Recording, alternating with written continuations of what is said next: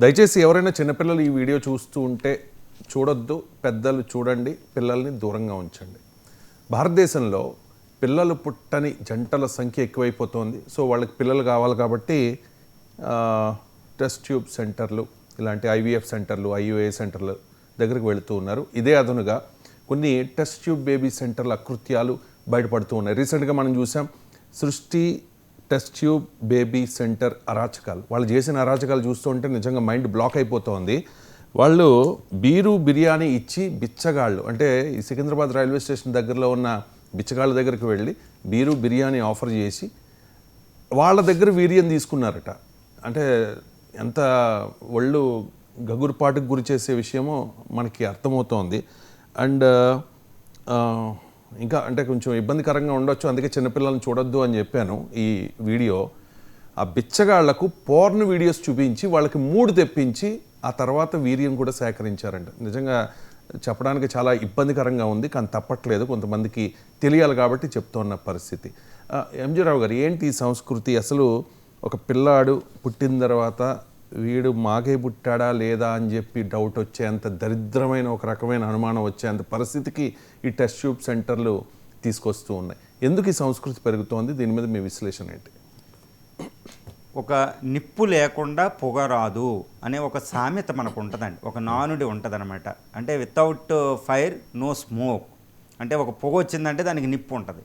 అలాగే ఈరోజు ఈ స్పెర్మ్, వీర్యం, ఈ బిర్యానీలు, బీర్లు ఇవ్వడం, పూర్ నాలెడ్జ్ చూపించడం, ఈ తీసుకొచ్చి స్పెర్మ్ని తీసుకోవడం, ఈ స్పెర్మ్కి ఒక్కొక్కడికి 4,000 ఇవ్వడం, బీర్లు బిర్యానీలు ఇవ్వడం, అదేవిధంగా స్త్రీల అండాన్ని సేకరించడం, అది ఒక కావాలి. ఇటు పురుషుడు వీర్యం కావాలి, స్త్రీల అండం కావాలి, అప్పుడు ఐవీఎఫ్లో ఉంటాయి అన్నమాట.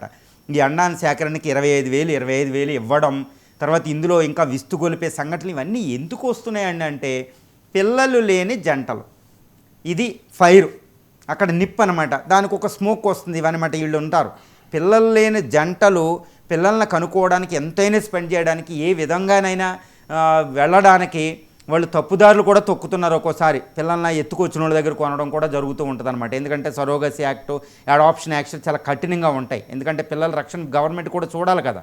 కాబట్టి అట్లా తప్పించడానికి ఇలాగ అడాప్టేషన్కి వెళ్ళడం, దొంగతనంగా ఎత్తుకురావడం. అంటే ఏంటి అంటే ప్రధానమైన సమస్య ఇక్కడ పిల్లలు లేని జంటలు.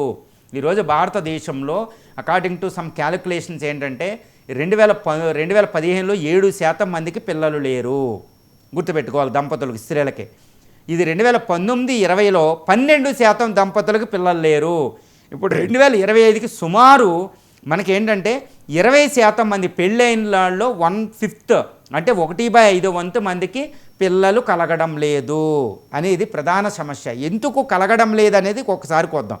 ఇప్పుడు ఇలాంటి పిల్లలు లేని జంటన వాళ్ళు పిల్లలు కలగాలని వెళ్తుంటే స్వాములు చేయడం, ఓకే, వాళ్ళు పూజించుకున్న దేవుళ్ళ దగ్గరికి వెళ్తే అక్కడ మోసాలు జరగడం, ఎంతో మనం చూస్తున్నాం అనమాట. స్త్రీలను ఎంత హింసిస్తారో. తర్వాత రెండోది ఏంటంటే విడాకులు ఇవ్వడం, ఇవన్నీ జరుగుతూ ఉంటాయి. ఇక్కడ ఐవీఎఫ్ సెంటర్స్ అని ఒకటి వచ్చినాయి అనమాట. ఇవేంటి? ఫెర్టిలైజేషన్, కృత్రిమంగా ఒక అద్దె గర్భంలో పెట్టడం, సరోగసి. అంటే ఒక స్త్రీని చూసి వాళ్ళకి relative, according to surrogacy act ఉంటుందండి. దీని ప్రకారం ఏంటంటే వాళ్ళకి రిలేటివ్ స్త్రీ అయి ఉండాలి, వాళ్ళకి ఎటువంటి చెల్లించకూడదు మెడికల్ ఎక్స్పెన్సెస్ తప్పితే. ఆవిడకి అద్దె గర్భం ఉన్నందుకు ఆవిడకి డబ్బులు ఇవ్వకూడదు వీళ్ళు. తర్వాత వీళ్ళకి పిల్లలు పెళ్ళయి అట్లీస్ట్ 5 years పాటు పిల్లలు ఉండకుండా ఉంటే వాళ్ళు ఎలిజిబుల్. తర్వాత ఆ యాక్ట్ ప్రకారం ఇలా కలిగిన పిల్లలు నాది కాదనడానికి లేదు, వాళ్ళకి రక్షణ, అన్ని వారసత్వ హక్కులు ఉంటాయి. ఈ విధంగా అన్ని రెగ్యులేటింగ్ యాక్ట్ 1921 సరోగసీ యాక్ట్ ప్రకారం ఉంది. కానీ ఇక్కడ ఏం జరుగుతుంది? ఐవీఎఫ్ సెంటర్స్ పుట్టగొడుగులా పుట్టుకొచ్చినాయి. ఇప్పుడు యూనివర్సల్ సృష్టి ఐవీఎఫ్ సెంటర్ లాగా వీళ్ళు ఏం చేస్తున్నారు? 30 లక్షలు తీసుకున్నారంటండి. 30 లక్షలు, 20 లక్షలు, 10 లక్షల దాకా తీసుకున్నారు. వీళ్ళు ఏం చేస్తున్నారు? సృష్టి సెంటర్ ఇలా చాలా ఉంటాయి. అవి ఏంటంటే ఇటు వెస్ట్ బెంగాల్, అస్సాం, ఒడిశాలో సెంటర్స్ ఉన్నాయి. ఏజెంట్లు పెట్టుకున్నారు. అక్కడ పిల్లలకి 50,000 ఇచ్చి పిల్లల్ని కొనుగోలు చేయడం, లేకపోతే హాస్పిటల్లో దొంగతనాలు చేయడం చాలా కేసులు మనం చూస్తూ ఉంటాం. చాలా మన ఏపీలో కూడా, తెలంగాణలో కూడా జరిగినాయి. ఈ పిల్లల్ని ఎత్తుకొచ్చేవాళ్ళు వాళ్ళకి అమ్మడం, 50,000 కొనుక్కోవడం. వీళ్ళని మీకే పిల్లోడు కడిగారు, ఇదిగో అద్దె గర్భం అని చెప్పి వీళ్ళ పిల్లల్ని 20 లక్షలకి, 30 లక్షలకి అమ్మడం. అంటే పిల్లల అక్రమ రవాణా జరుగుతుంది. ఇప్పుడు డిఎన్ఏ టెస్ట్ చేస్తే ఐవీఎఫ్లో వాళ్ళకి కలగని పిల్లోడు. ఐవీఎఫ్ అంటే ఏంటి? మన డిఎన్ఏతోనే మనకే పుట్టిన పిల్లోడు, అంటే సొంతంగా. కానీ ఎక్కడో పిల్లోడు పుడితే ఏంటండి ఇది? ఎక్కడో బిచ్చగాళ్ళ వాళ్ళ పిల్లలు వాళ్ళ వీర్యంతో పుట్టిన వాళ్ళు ఈరోజు వీళ్ళకే పిల్లలు అవుతున్నారు. అంటే చాలా డిస్టర్బింగ్ ఫ్యాక్టర్ అనమాట. అంటే ఇది ప్రధానమైన సమస్య ఇది. అంటే వీళ్ళు కొన్ని దశాబ్దాలుగా నడుపుతుంది, లైసెన్స్ క్యాన్సిల్ చేసినా నడుపుతుంది. అంటే లా అండ్ ఆర్డర్లో చట్టబద్ధంగా ఆవిడ ఏదో భయంకరంగా ఉంది ఈ పరిస్థితి. ఇక్కడ వైజాగ్ ఈ చోట్ల పెద్ద పెద్ద సెంటర్లు పబ్లిక్లో పెద్ద పెద్ద బిల్డింగుల్లో వాళ్ళు నడుపుతున్నారు. సో ఇది డిస్టర్బింగ్ ఫ్యాక్టర్. సో దీని ఆధారంగా మనం చెప్పాం కదా, ఒక నిప్పు లేనిదే పొగరాదు. నిప్పేంటి? పిల్లలు కనడం. ఎందుకు పిల్లలు కలగడం లేదు? సుమారు 1/5 ఆఫ్ ది దంపతులకి పిల్లలు కలగడం లేదు. కారణం జీవనశైలి. ఈరోజు సాఫ్ట్వేర్ అన్ని కొన్ని ఫీల్డ్ల్లో ఎక్కువ కూర్చోవడం వల్ల వాళ్ళ వీర్య కణాల ఉత్పత్తి తగ్గిపోతుంది. ఫిజికల్గా ఎక్సర్సైజ్ లేవు, మా శారీరక శ్రమ లేదు. అది ప్రధానమైన కారణం. 2 సైకలాజికల్ డిస్టర్బెన్సెస్. ఏంటి? భార్య దంపతులు వీళ్ళ మధ్యన అంతకుముందు ఉన్న అనుబంధాలు అవి రగిలిపోతున్నాయి. దానివల్ల కూడా వీళ్ళకి ఇబ్బందే, పిల్లలు కలగడం లేదు. తర్వాత ప్రధానమైన విషయం ఏంటంటే జీవనశైలి. మన డైట్ కూడా మనల్ని కంట్రోల్ చేస్తుంది. ఫాస్ట్ ఫుడ్లకు అలవాటు పడడం, తర్వాత ఈవెన్ జీవనశైలిలో ఈ జీన్ ఎక్కువ ధరించడం కూడా ఒక వీర్య కణాల ఉత్పత్తిని తగ్గిస్తుందండి. అది కూడా మనం చూడాలి. చాలా విషయాలు ఉంటాయి ఇక్కడ. అందువల్ల జీవనశైలులు, ప్రస్తుతం ఉన్న వాతావరణం, అంటే ప్రస్తుతం ఉన్న ఈ ఆర్థికమైన వాతావరణం, శారీరక శ్రమ లేనితనం, ఫుడ్లో హ్యాబిట్స్లో చేంజెస్, సో ఇవన్నీ ఉండడం వల్ల తగ్గిపోతున్నాయి. ఇప్పుడు పిల్లలు కలగకపోవడం వల్ల ఈ దాంపత్య జీవితాలు వెళ్ళవు. ఎప్పుడైనా ఒకటేనండి, ఎవరికైతే పిల్లలు కలుగుతారో దాంపత్యం పెళ్ళి అయిన తర్వాత 4-5 సంవత్సరాల మోజులు ఉంటాయి. తర్వాత పిల్లల్ని చూసుకునే దంపతులు కలిసి ఉంటారు. అంటే దంపతులకి పిల్లలు అనేది చాలా ఇంపార్టెంట్. పిల్లలు లేని జంటని ఏందిరా పెళ్ళి అవ్వలేదు అంటారు.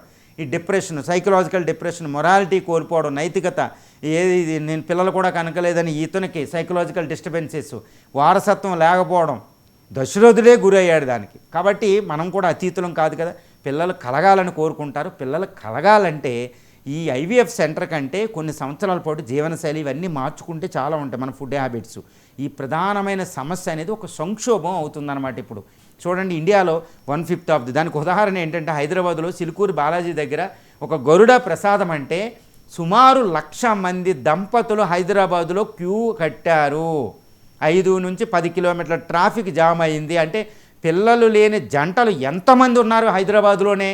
కొన్ని 1,00,000 మంది దాకా ఉన్నారని ఆ రోజే వచ్చింది న్యూస్. చూసుకోండి. అంటే ఇది ఒక పెద్ద సంక్షోభం భారతదేశంలో, పిల్లలు లేని జంటలు పెరిగిపోవడం. అంటే ఇది ఒక హెల్త్ కాన్షియస్నెస్, సైకలాజికల్కి సంబంధించిన విషయం. ఈరోజు ఐవీఎఫ్ ఈ వీర్యానికి ఇది సంబంధించి 4,000కి వీర్యం, బీర్లు ఇవి ఇవ్వడం, ఈ సృజన ఏది దీనికి సంబంధించింది, ఏది యూనివర్సల్ సృష్టి ఐవీఎఫ్ సెంటర్లు అంటే ఎన్ని ఉన్నాయి పుట్టగొడుగులు. వీటి మీద అంటే సరోగసీ యాక్ట్ మిస్గైడ్ అవుతుంది, మిస్యూజ్ అవుతుంది. ఒక చట్టం మిస్యూజ్ అంటే సుపరిపాలన మీద దృష్టి పెట్టాలి అనేది చెప్తుంది. ఈ హెల్త్ పిల్లలు లేని దంపతులు సమస్య అనేది ఇంకా పెద్దదవ్వకుండా చూసుకోవాలి అనేది మనకి ఈ విషయం మనకు ఒక పెద్ద గుణపాఠం లాంటిదని మనం గ్రహించవచ్చండి.